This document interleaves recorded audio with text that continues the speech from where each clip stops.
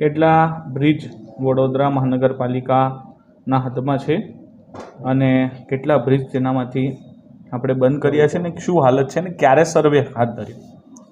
Pre મોન્સૂનની કામગીરી અંતર્ગત વડોદરા કોર્પોરેશને જે કન્સલ્ટન્ટ નિમણૂક કરી છે.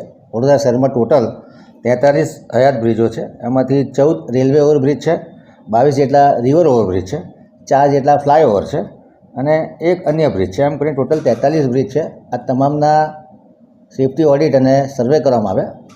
43માંથી 41 બ્રિજનો સ્ટ્રક્ચર સ્ટેબિલિટી રિપોર્ટ અને એની જે મજબૂતાઈ છે એ બરાબર છે એવું આ બંને કન્સલ્ટન્ટો જે વડોદરા કોર્પોરેશન દ્વારા એપોઇન્ટ થયેલા છે, મેક્યુ અને ડેલ્ફ, અને તથા અમારા ડિપાર્ટમેન્ટના અધિકારીઓ આ સંયુક્ત સર્વે કરી અને 43માંથી 41 બ્રિજ સેફ હોવાનું અમને જાણ કરવામાં આવી છે.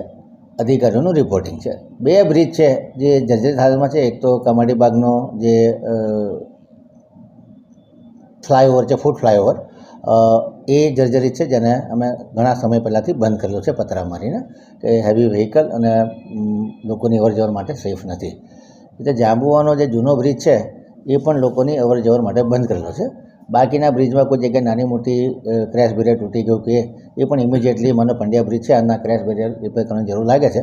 એ પણ અધિકારીઓને કડક સૂચના આપી દેવામાં આવી છે કે વહેલામાં વહેલી તકે આના ટેન્ડરિંગ કરીને અથવા કમિશનર સાહેબને જાણ કરી અને આને રિપેર કરવામાં, જેથી કરીને કોઈ અકસ્માત સર્જાય નહીં.